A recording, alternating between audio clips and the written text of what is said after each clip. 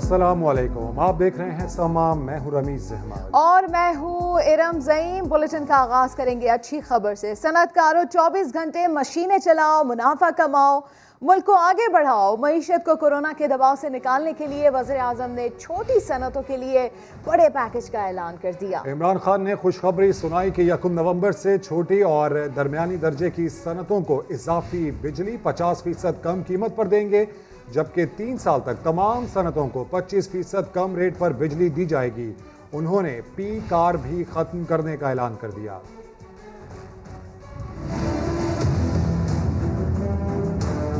मैं package announce करना चाहता हूं। हमने फैसला किया है कि 1 नवंबर संडे से जो छोटी सनत है, जो स्मॉल और मीडियम इंडस्ट्री है, उसके लिए इजाफी बिजली, यानी वो जो पिछले मसलन नवंबर को जो उनका बिजली का बिल आता था, उस बिल से जो भी इजाफी बिजली वो इस्तेमाल करेंगे, उसको हम अगली 30 जून तक 50% कम रेट पे बिजली देंगे।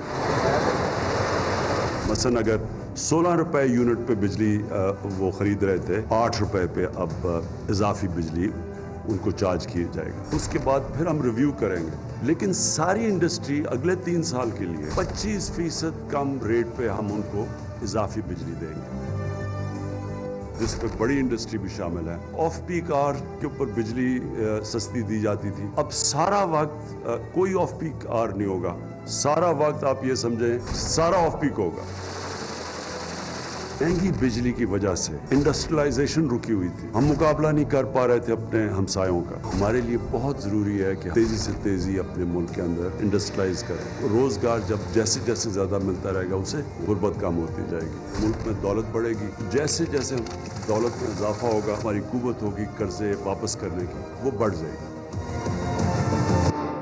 सनतकारों ने स्मॉल एंड मीडियम इंडस्ट्री के लिए वज़ीर आज़म के पैकेज को खुशाइंद करार दे दिया। कहते हैं सरप्लस बिजली मौजूद है, इस्तेमाल से हुकूमत को भी फायदा होगा। फैसला किया है कि 1 नवंबर से जो छोटा सनत है, जो छोटी सनत है, जो स्मॉल और मीडियम इंडस्ट्री है, उसको हम अगली 30 जून तक 50% कम रेट पे बिजली देंगे। वजीर आजम के ऐलान के बाद सनती शोबे में खुशी की लहर दौड़ गई। सदर FPCCI अंजुम निसार कहते हैं, जनरल इंडस्ट्री भी पैकेज में शामिल होती तो बेहतर होता। आपकी जो रोजगार क्रिएट होगा, बाहर से जो गुड्स आ रही हैं, उनका मुकाबला हमारी इंडस्ट्री बेहतर तरीके से कर सकेगी और उसको हम अप्रिशिएट करते हैं। अकील करीम डैडी ने हुकूमत के ऐलान को खुशाइंद करार दिया। इस वक्त सारी इंडस्ट्री बिजली के बोझ तले दबी हुई थी। पाकिस्तानी मईशत जो कि मैं समझता हूँ चल चुकी थी, अब भागना चाहिए, क्योंकि ये बहुत बड़ा पैकेज है जो गवर्नमेंट ने दिया है। सिराज कासिम तीली ने भी फैसले को सराहा। वो इंसेंटिव है, अच्छा इंसेंटिव है इंडस्ट्री को, कहते हैं ना, धक्का मारने के लिए, पुश करने के लिए, थोड़ा सा और बढ़ा के वो काम करे और आगे बढ़े। सनतकारों का कहना है कि अब बिजली के बोझ तले दबी हुई इंडस्ट्री का पहिया तेज रफ्तारी से चलेगा। पाकिस्तान की मईशत में इस्तेहकाम पैदा होगा। वज़ीर आज़म ने खेल के दौरान फील्डिंग बदल दी, तफसीलात बताएंगे कुछ देर बाद। वज़ीर आज़म इमरान खान ने कोरोना केसेस बढ़ने के बावजूद स्कूल्स और सनतें बंद न करने का ऐलान कर दिया। कहते हैं एहतियात सख्ती से करें, लेकिन लोगों को बेरोजगार नहीं किया जा सकता। सर्दियां आ रही हैं, मैं आप सबसे इस वक्त अपील करता हूं कि जिधर भी पब्लिक में जाएं, ये फेस मास्क पहनें। वजीर आजम इमरान खान ने कोरोना केसेस बढ़ने के बावजूद सनतों को बंद न करने का ऐलान भी किया। हमने ये फैसला किया कि हमने बिल्कुल अपनी बिजनेसेस, अपनी सनतें हमने बंद नहीं करनी। बिजनेसेस और अपनी सनत चलाएंगे, लेकिन SOPs के साथ। वजीर आजम ने खबरदार किया कि कोरोना की दूसरी लहर आ रही है, अवाम में आगाही उजागर करने की जरूरत है। पाकिस्तान में भी थोड़ा बढ़ता जा रहा है कोरोना। ये अल्लाह की नाशुक्री होगी कि अगर हम एक दफ़ा उसने बचाया और हम लापरवाही की वजह से फिर से अगर यह नुकसान हो हमारे मुल्क। इमरान खान का कहना है, खुशी है कोविड-19 के बाद पाकिस्तान बरे सगीर में वो मुल्क है जो तेजी से आगे निकला। खुदा न ख्वास्ता केसेस बढ़े तो वो कदम उठाएंगे जिससे सनती शोबे को नुकसान ना हो। फयाजुल हसन चौहान को पंजाब के जेल खाना जात की वजारत मिल गई, जिन्होंने कलमदान संभालते ही हाई प्रोफाइल सियासी कैदियों की सहूलतों की तफसीलात मांग ली हैं। वजारत इतलात के जाने के बाद भी फयाजुल हसन चौहान अपोजिशन पर खूब गरजे बरसे। अपोजिशन को नॉकआउट करने के लिए पसंदीदा खिलाड़ी फयाजुल हसन चौहान को पंजाब के जेल खाना जात का वजीर लगा दिया। नोटिफिकेशन भी जारी हो गया। फयाज चौहान ने वजीर जेल खाना जात पंजाब का चार्ज संभालते ही शहबाज शरीफ और हमजा शहबाज को जेल में दी जाने वाली सहूलतों की तफसीलात तलब कर ली। कहा पंजाब की जेलों से वीआईपी कल्चर का खात्मा तरजीह है। इम्तियाजी सुलूक बर्दाश्त नहीं।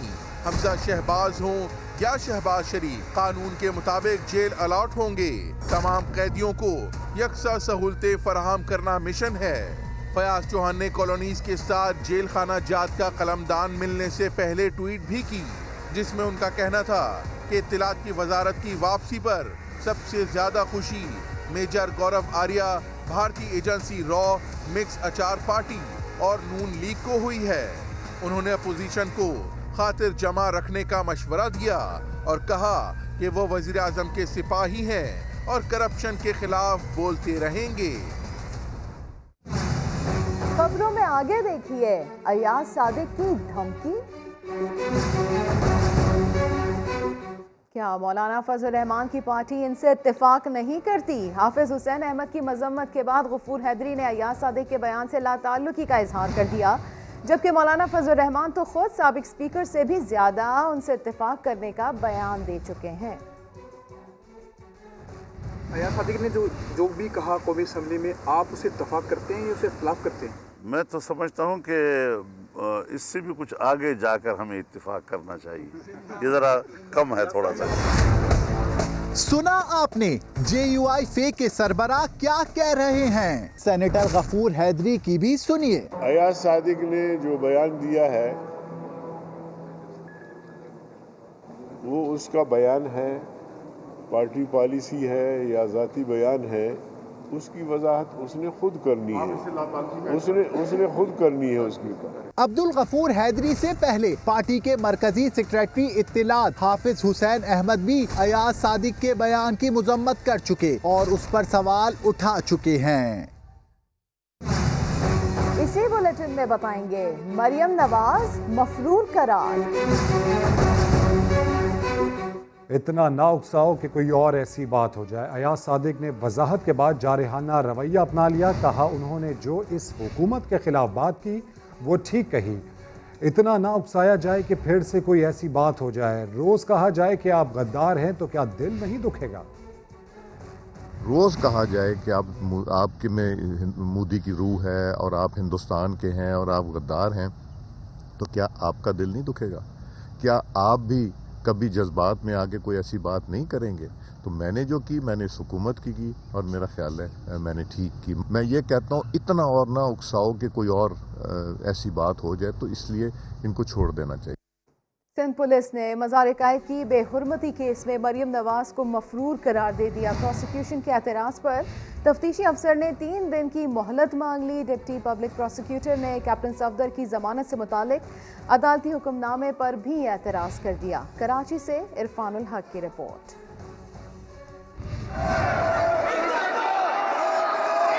मज़ार-ए-कायद पर नारेबाजी और तकद्दुस पामाल करने का मुकदमा। कैप्टन रिटायर्ड सफदर आज भी पेश न हुए। पुलिस ने मुकदमे का अबूरी चालान सिटी कोर्ट में पेश कर दिया। चालान में मरियम नवाज को मफरूर करार देने पर प्रोसिक्यूशन ने एतराज कर दिया। कहा मज़ार बोर्ड के सरबराह का नाम बतौर गवाह शामिल नहीं किया गया।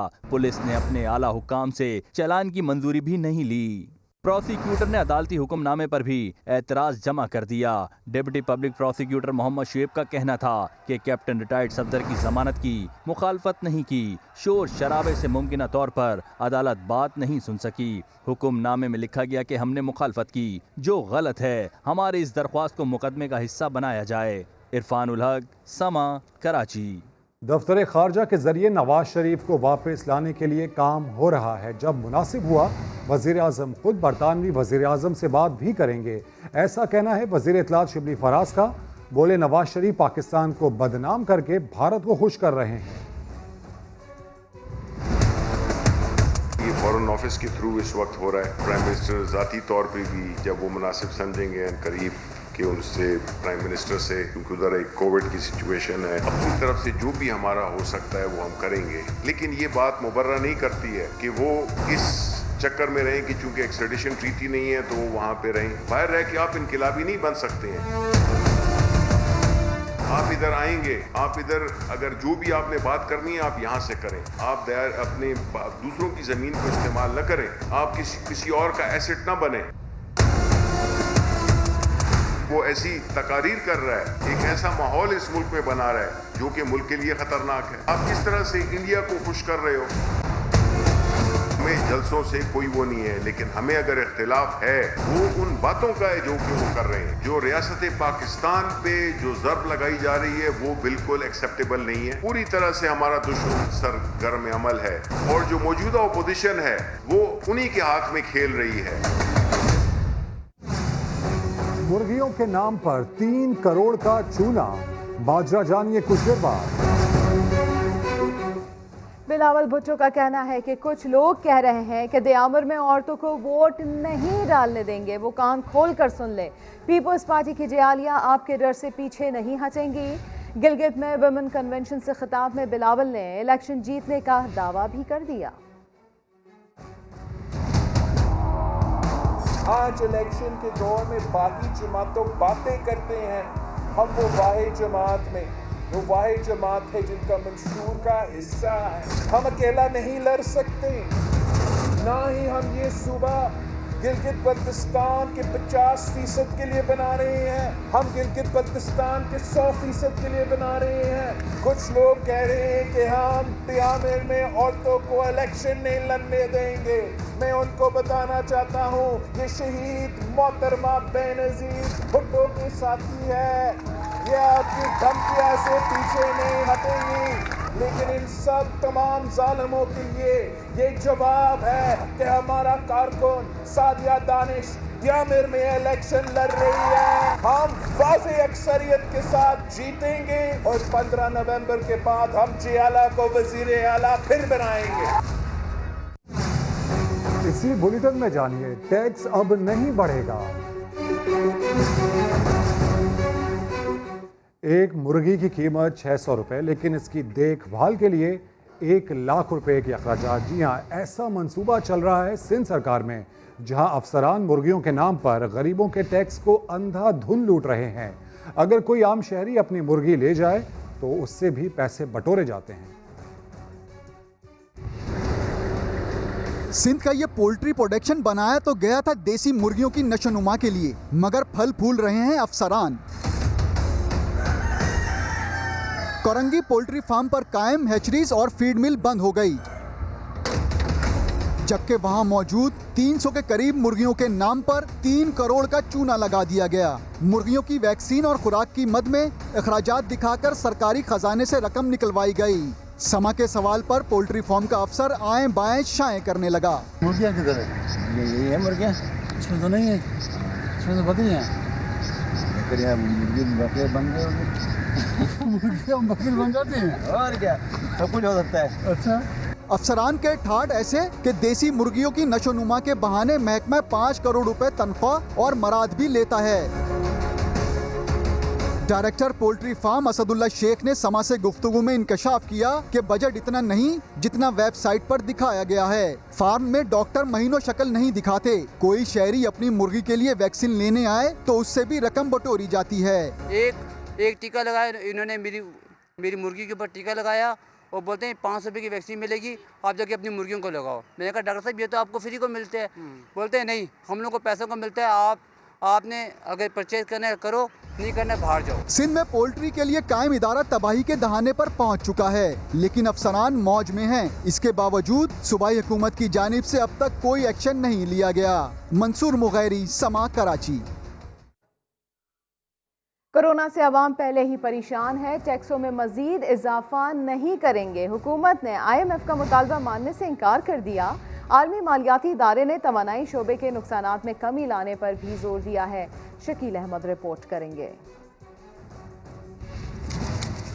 4,963 अरब रुपए का हदफ पूरा करने के लिए टैक्सेस में इजाफा, बिजली और गैस महंगी करो। $6 अरब का तातुल शुदा कर्ज प्रोग्राम बहाल करने के लिए IMF की कड़ी शराइत सामने आ गई, लेकिन खतरे की कोई बात नहीं। हुकूमत ने ये शराइत तस्लीम करने से इनकार कर दिया। टैक्स रेवेन्यू में इजाफे के लिए IMF के शदीद दबाव की चेयरमैन FBR जावेद गनी ने भी तस्दीक कर दी। कहते हैं मुश्किलात के बावजूद माली साल के पहले 4 माह में टैक्स रिफंड्स के इजरा में तेजी से मुआशी सरगर्मियों में भी बेहतरी आई। कारोबारी तबके को जुलाई से अक्टूबर 128 अरब रुपए के रिफंड्स अदा किए गए। 643 अरब रुपए के सेल्स टैक्स समेत मजमूई तौर पर 1400 अरब रुपए टैक्स जमा किया गया, जो गुज़िश्ता साल की निस्बत 77 अरब रुपए ज्यादा है। हुक्काम वजारत खजाना का कहना है कि IMF ने सरकारी इदारों के नुकसानात में कमी लाने पर जोर दिया है। बिजली के शोबे में गर्दिशी कर्जा पहले ही 2200 अरब रुपए से तजावुज कर चुका है, जिस पर काबू पाने के लिए मंसूबे पर काम जारी है। हुकूमत IMF के साथ भी राब्ते में है। शकील अहमद, समा, इस्लामाबाद। कोरोना की दूसरी लहर में इजाफे के खदशात के बावजूद सरमायाकारों ने शेयर्स में खरीदारी की। 6 माह बाद 100 इंडेक्स में 1368 पॉइंट्स का रिकॉर्ड इजाफा हुआ। इंडेक्स 40,000 की सतह से ऊपर बंद हुआ। मार्केट कैपिटलाइजेशन में 227 अरब रुपए का नुमाया इजाफा हुआ। तो आपको बताएं कि कोरोना की दूसरी लहर में इजाफे के खदशात के बावजूद सरमायाकारों की शेयर्स में खरीदारी। 6 माह में 100 इंडेक्स में 1368 पॉइंट्स का रिकॉर्ड इजाफा देखा गया।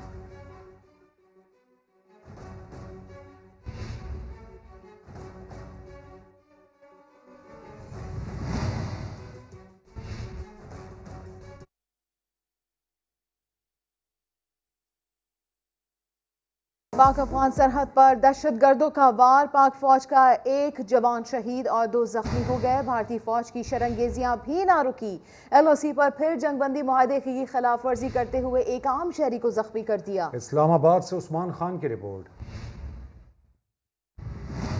शिकस्त खुर्दा दहशतगर्दों का बलूचिस्तान के इलाके योब में पाक अफगान बॉर्डर पर सरहद पार से बुज़दिलाना वार। ISPR के मुताबिक मंजाकई सेक्टर में FC की चेक पोस्ट पर हमला किया गया। दहशतगर्दों की फायरिंग से 22 साल नायक फखर अब्बास शहीद हो गए, 2 जवान जख्मी।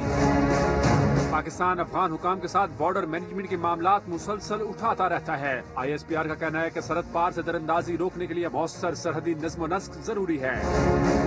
दूसरी तरफ LOC पर भारतीय फोर्सेज की इश्ताल अंगेजियां भी बदस्तूर जारी। बुज़दिल फौज ने बागसर सेक्टर में सीज फायर की खिलाफ वर्जी करते हुए शहरी आबादी को निशाना बनाया। ISPR के मुताबिक भारतीय फायरिंग से 45 साल शहरी जख्मी। पाक फौज ने बरवक्त और मौसर जवाबी कार्रवाई करते हुए इश्तियाल अंगेजी करने वाली भारतीय चौकी को निशाना बनाया। भारतीय फायरिंग से जख्मी होने वाले शहरी को तिब्बी इमदाद के लिए अस्पताल मुंतकिल कर दिया गया। उस्मान खान, समा, इस्लामाबाद।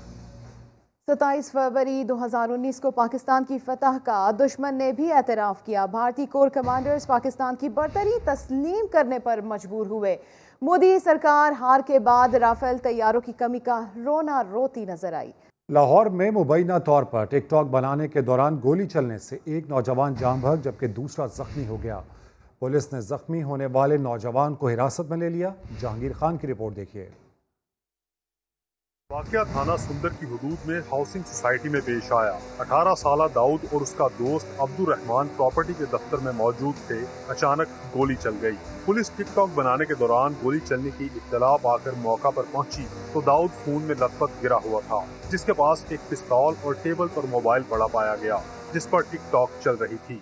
दाऊद पिस्टल वगैरह पहले रखता था पास अपने? पिस्तौल वगैरह रखता था। ठीक है ना, मैंने कभी उसके पास देखा था। अभी तो मेरा तो बड़ा ये सहारा था मुझे।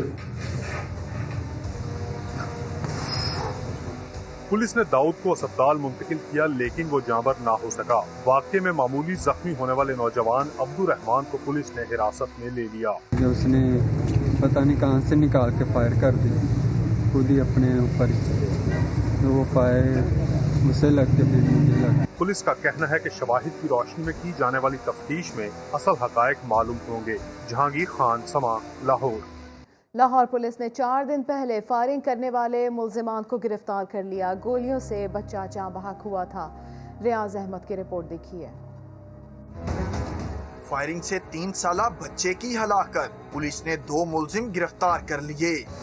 मुलजिमान शान मुमताज और आसिफ ने शीशा पीने से मना करने की पुरानी रंजिश पर अजहर इकबाल पर फायरिंग की, जिसकी जद में आकर उसका 3 साला भतीजा अहमद जा बहक हो गया था। चौक में शीशा वगैरह पीते हैं, बदमाशी करते हैं, तो इनको मना किया गया, जिसकी वजह से इन्होंने ना वहाँ फायरिंग की है और इन्होंने एक फायर मेरे पे किया सीधा। जो मैं थोड़ा सा साइड पे हुआ तो मेरे भतीजे की आँख के नीचे लगा है। मुलजिमान शान मुमताज और आसिफ वारदात के बाद फरार हो गए थे। इन्होंने वो फ्लैट रखा हुआ था जहाँ पर ये बैठते थे और वहाँ पर ये यही शराब और शबाब की महफिल जो है वो सजाते थे। पुलिस के मुताबिक मुलजिमान के खिलाफ चालान तैयार करके जल्द अदालत में पेश कर दिया जाएगा। कैमरामैन जवाद याहिया के साथ रियाज अहमद, समा, लाहौर। लाहौर में 24 साला नौजवान के अगवा का मुअम्मा हल हो गया। शेर खान को बुम्मानी के भाई ने कत्ल किया था। सगी ममानी से ज्यादती का इल्जाम, 24 साला नौजवान को कत्ल करके लाश नहर में फेंक दी गई।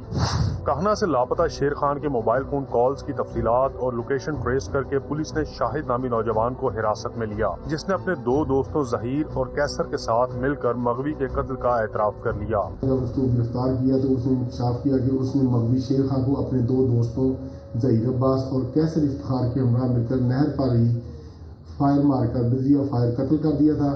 पुलिस ने वारदात में इस्तेमाल होने वाली कार बरामद कर ली है, जबकि मुल्जिमान की निशानदही पर नहर में फेंकी गई मकतूल की लाश निकालने की कोशिशें जारी हैं। जहांगीर खान, समा, लाहौर। और अब अमेरिका के सदारती इंतखाबात की बात करेंगे, जहां वाशिंगटन में पोलिंग स्टेशन पर वोटर्स ना होने के बराबर हैं, जबकि कोरोना टेस्टिंग के लिए लंबी कतारें लगी हैं। बात कर लेते हैं यासिर फिरोज से। जी यासिर, बताइएगा सूरत हाल।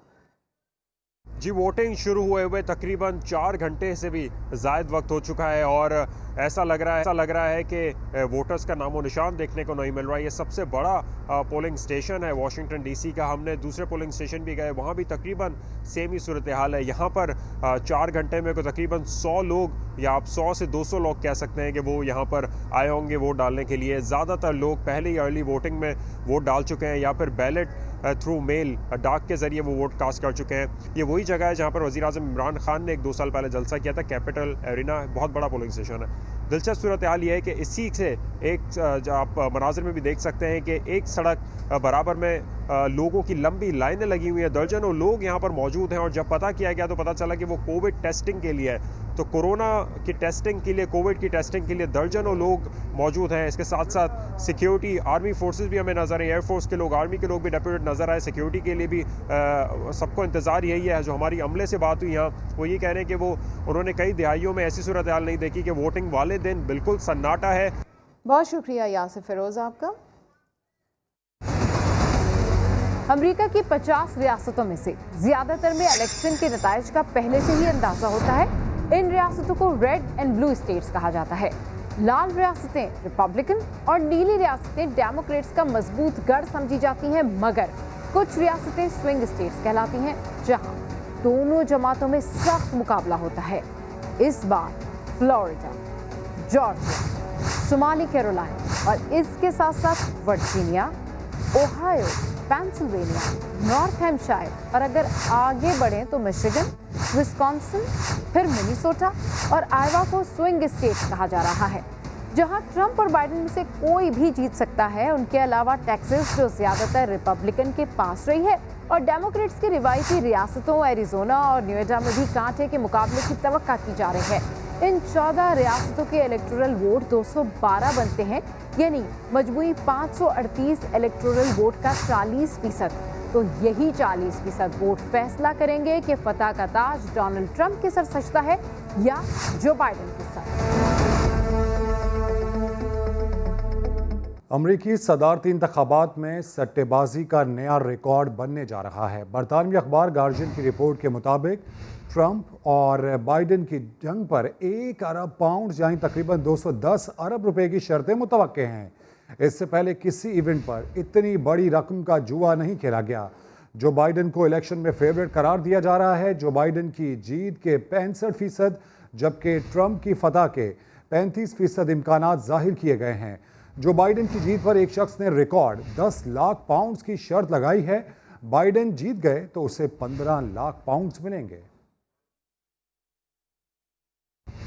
पाकिस्तान मैच हारते हारते जीतने की पोजीशन पर आया, मगर फिर भी मैच हार गया।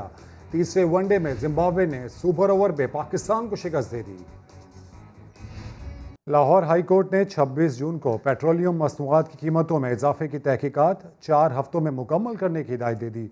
रिमार्क्स दिए, ये ऐसा केस है जिससे हुकूमत हिल जाएगी। लाहौर से शाहिद हुसैन की रिपोर्ट। 26 जून 2020 को पेट्रोल की कीमत अचानक क्यों बढ़ाई?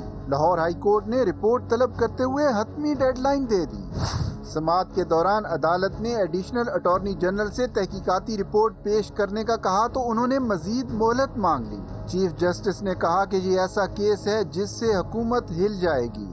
एडिशनल अटॉर्नी जनरल ने 4 हफ्ते में तहकीकात मुकम्मल कराने की यकीन दहानी कराई, जिस पर चीफ जस्टिस ने कहा कि फिर आप वक्त मांगेंगे कि वजीर आजम से पूछना है, फलां से पूछना है। एडिशनल अटॉर्नी जनरल ने जवाब दिया कि हम चाहते हैं कि पेट्रोलियम कमीशन की रिपोर्ट पर अमल दरामद भी हो। जस्टिस कासिम अली खान ने कहा कि वो 28 दिन गिनकर तारीख दे रहे हैं। ठीक 4 हफ्तों बाद रिपोर्ट तैयार होनी चाहिए। आइंदा समाअत पर रिपोर्ट की कम से कम 25 से 30 कापियां अदालत में जमा कराई जाएं। शाहिद हुसैन, समा, लाहौर। हुकूमत ने मौसम सरमा में गैस बहरान से निपटने के लिए हिकमत अमली तैयार कर ली। दिसंबर और जनवरी में दरामदी LNG की मिकदार दुगनी कर दी जाएगी। फैसला गैस की बढ़ती हुई तलब के पेश नजर किया गया है। सर्दी में गैस बहरान का खदशा है और ऐसे में हुकूमत ने हिकमत अमली तैयार कर ली है। अगले 2 माह में LNG की दरामद डबल करने का फैसला किया गया है। दिसंबर और जनवरी में LNG के 6 जहाज पाकिस्तान पहुंचेंगे। ब्रेक के बाद हाजिर होंगे हेडलाइंस के साथ। देखते रहिए समा।